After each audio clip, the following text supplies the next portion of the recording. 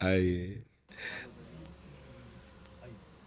Then महर्षि आपको great खली के नाम से जाना जाता है। अच्छा। वर्ल्ड रेसलिंग होती है, उसमें आपने अच्छा। भारत की तरफ से पार्टिसिपेट किया था महर्षि। महाराज जी वर्ल्ड चैंपियन कई बार पूरे वर्ल्ड में सभी को हराया रेसलिंग में जी। हमारे राष्ट्र का नाम किया।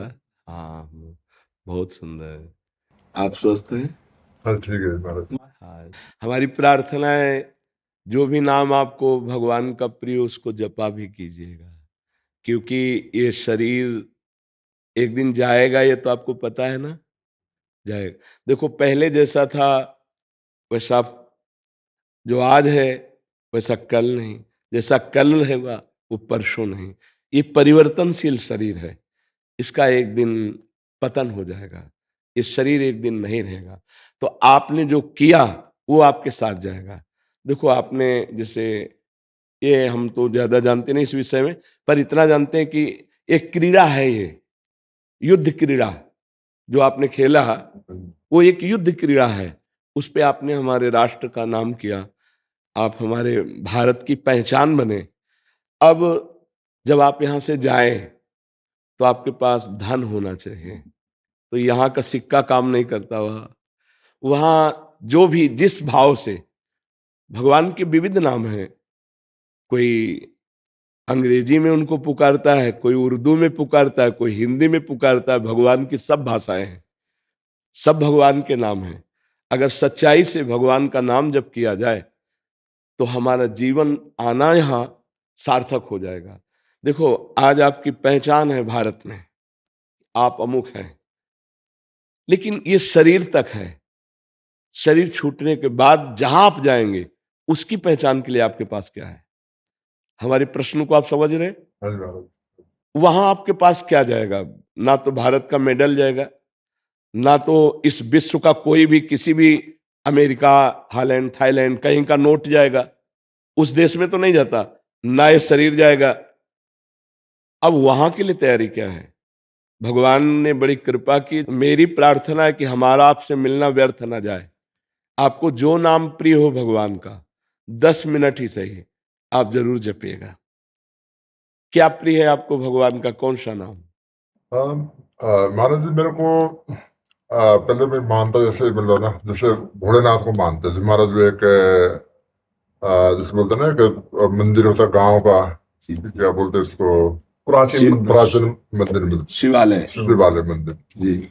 सो उसके बाद बस जैसे सत्संग सुनते हैं बहुत ज्यादा, मतलब इतने संत है, सत्संग में बहुत सुनता हूँ शुरू से। अच्छा।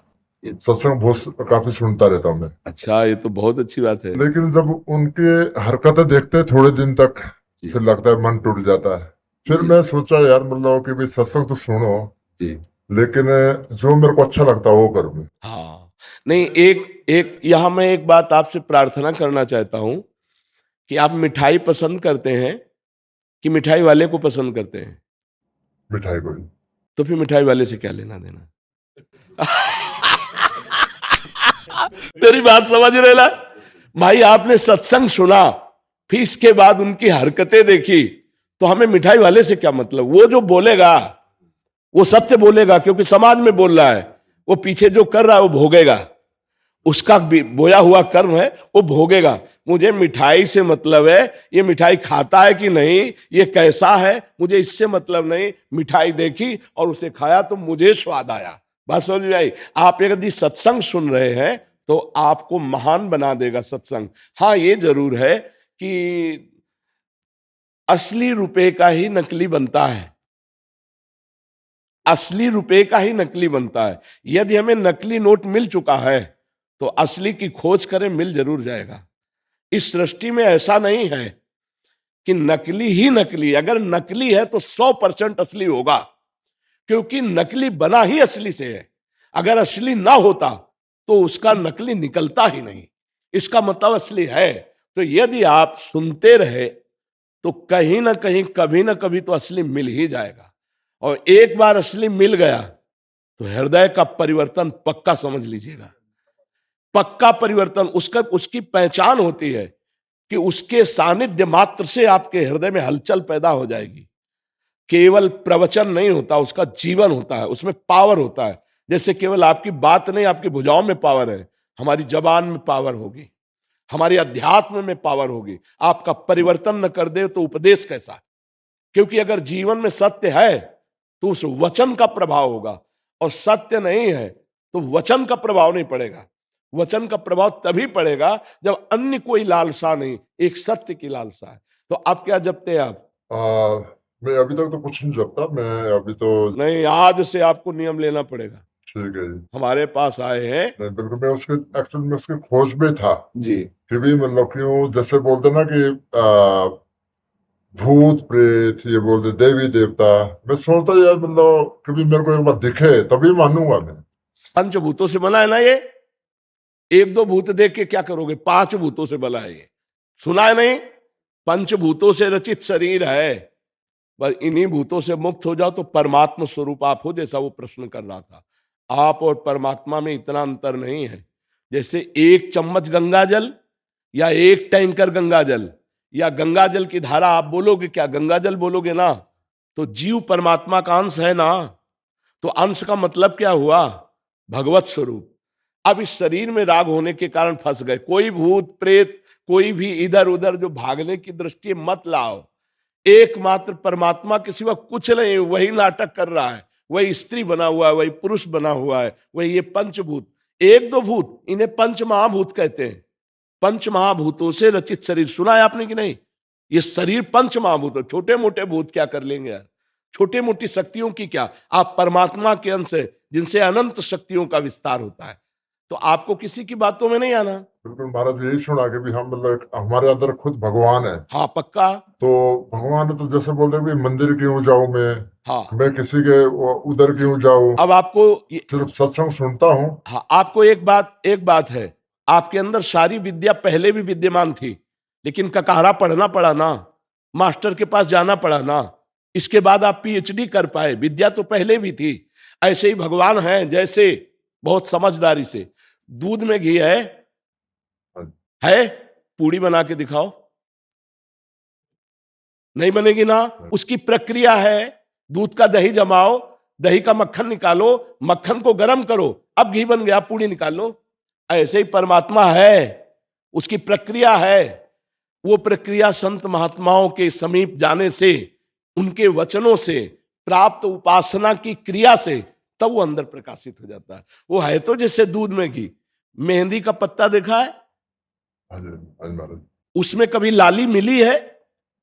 खोज लेना, फिर मंगा के देख लेना। अगर एक रेशा लाली दिखाई दे तो बताना, लेकिन प्रक्रिया से जब उसको हाथ में लगाओ और फिर धो तो लाली ही लाली रहेगी। ऐसे ही परमात्मा है। कभी देखा है तुमने? नहीं। प्रक्रिया करोगे, साधना करोगे, यही दिखाई देगा। सबसे बड़ा मंदिर आपका हृदय है। बाहर घूम आओ और अगर अंदर के ठाकुर को नहीं पहचाना, यहां भगवान को नहीं देखा, कहीं नहीं मिलने वाला, और यहां देख लिया तो कुत्ते में भी वही दिखाई देगा, दूसरी जगह ले दिखाई देगा। समझ पा रहे आप? बिल्कुल महाराज, उसी की खोज पे हूँ मैं अभी तक भी। वो मतलब कैसे मतलब से मतलब कनेक्ट हूँ। हाँ, पहली सीढ़ी हमारी प्रार्थना मान लीजिए, नाम जप है। तुम्हें नाम कौन सा प्रिय है? मैं तो सारे को मानता हूँ, मतलब एक पकड़ना पड़ेगा, एक नाम पकड़ो। महाराज जो आप बोले उसको पढ़ो। देखो, हम तो आशिक हैं वृंदावन के, और हमारा तो राधा राधा राधा राधा, तुमने सुना ही होगा। हमारा तो राधा राधा। पर महाराज जी मतलब जैसे राधा राधा बोले, जी भोलेनाथ का नाम जपे, जी बात तो एक ही है जी। तो उसमें से एक ही न जपना पड़ेगा या मतलब? जब तक एक में प्रीति नहीं होती, जैसे दूध की रबड़ी, दूध का अढ़ोता किया ना, और वो पेड़ा, फिर बर्फी, है तो सब दूध ही, लेकिन अपनी पसंद क्या है, पसंद क्या है, इसमें देखना पड़ेगा।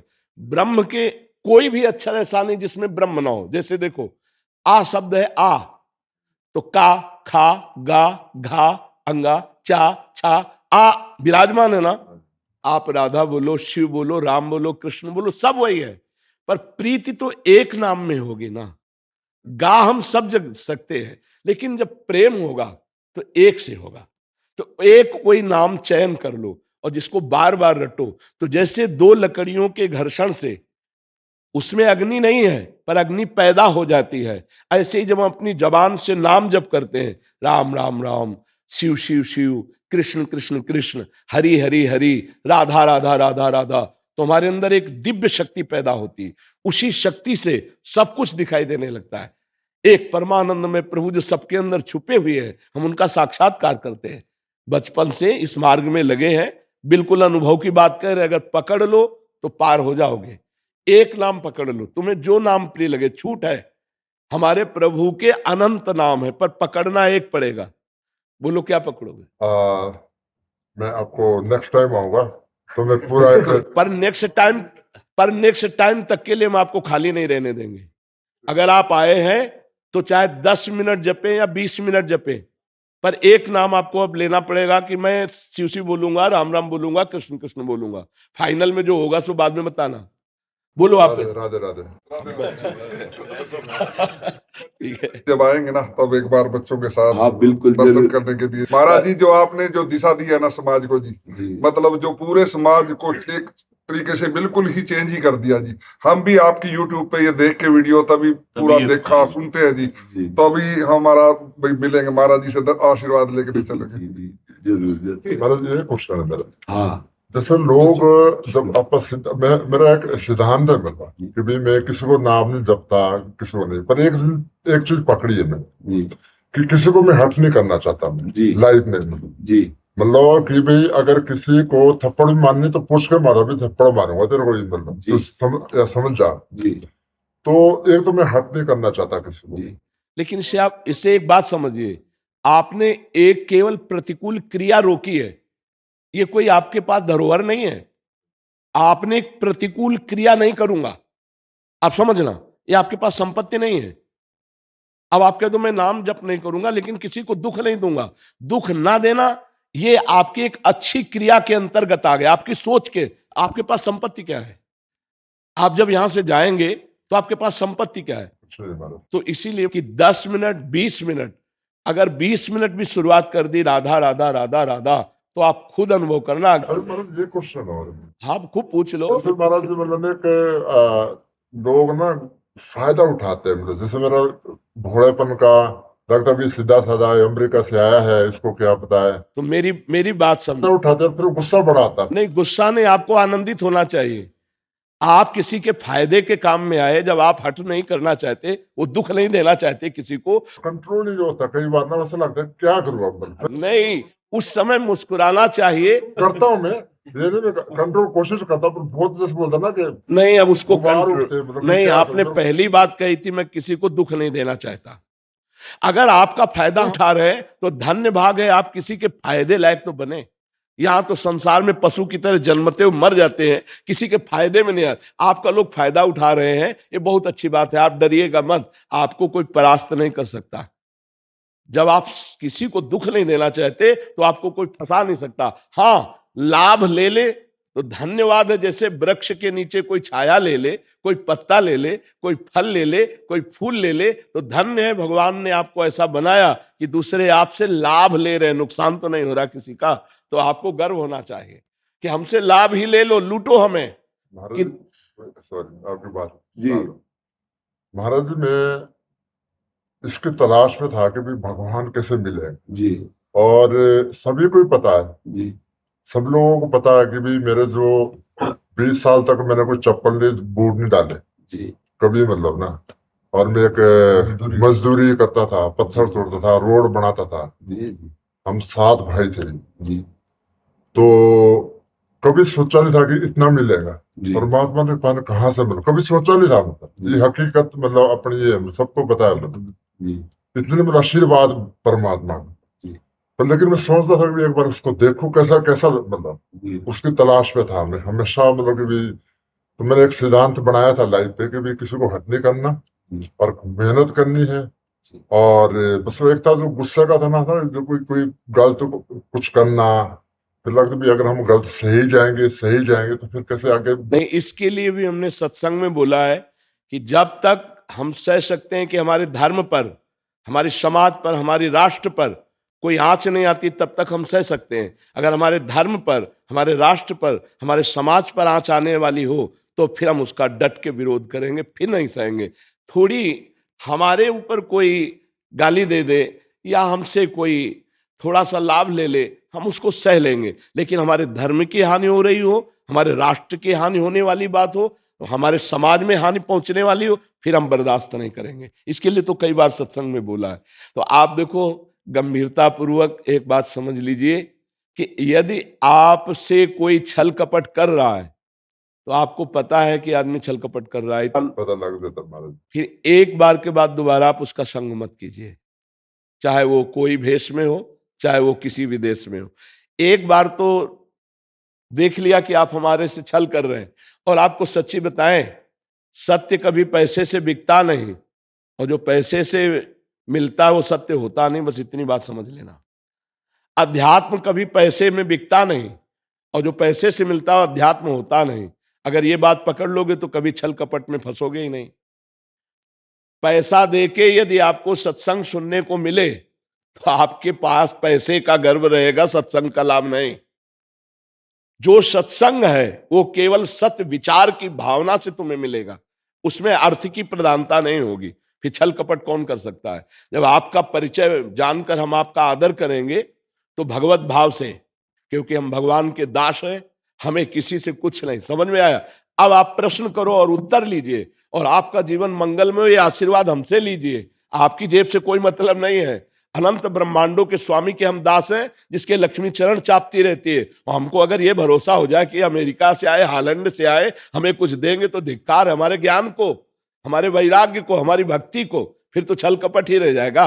हाँ, इसलिए सावधान होकर अपने मार्ग में चलिए।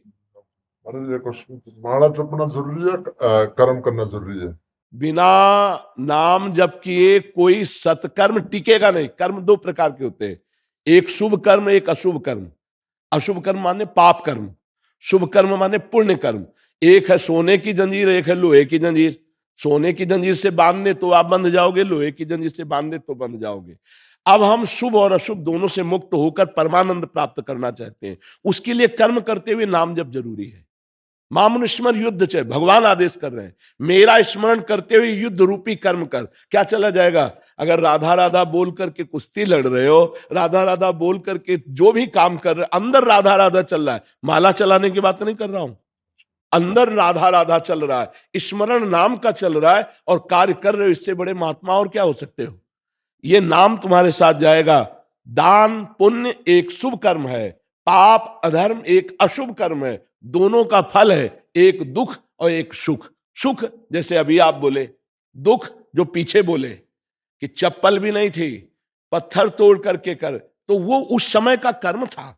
आज तुम्हारा पूर्व का पुण्य फलीभूत हुआ, समाज में सम्माननीय और राष्ट्र के गौरव कहे जा रहे हो। ये कर्म है केवल, लेकिन इससे मोक्ष मिल जाएगा, भगवान मिल जाएंगे ऐसा नहीं। उसके लिए नाम जप करना पड़ेगा। नाम जपना बहुत जरूरी है, उसके बिना नहीं बनेगा। तो आप चाहे 20 मिनट ही जपिए, 10 मिनट जपिए, पर राधा राधा राधा राधा। महाराज उसका ऐसा कोई टाइम, ऐसा पर्टिकुलर कोई नहीं, कहीं भी। हम नहाने धोने के लिए नहीं बोल रहे, अगर आपको टाइम ना हो, ठीक है, कभी भी, कहीं भी, कैसे भी, ठीक है महाराज। आपका जब अंदर से राधा राधा राधा बोलोगे ना, वो सत्य वस्तु जमा होने लगेगी। एक दिन आप देख लेना। ठीक है महाराज, मैं आज से स्टार्ट करूंगा। लेकिन महाराज जो माला जपते उसका क्या मतलब? उसमें संख्या में प्रियता बढ़ती है। जैसे आज हमने 20 बार जपा, माला में 108 है, अब हम 10 माला जपने लगे तो हमें और लोभ बढ़ेगा। 15 माला जपेंगे, 50 माला जपेंगे। बकाया माला से भगवत प्राप्ति नहीं, जप से भगवत प्राप्ति है। हम लोग प्रायः देखो, सबको यही आदेश किए, श्वास की माला से जपो, अभ्यास करो इस माला से, और फिर श्वास श्वास। जैसे हमारी राधा राधा राधा राधा माला चल तो रही है, श्वास चल रही नहीं।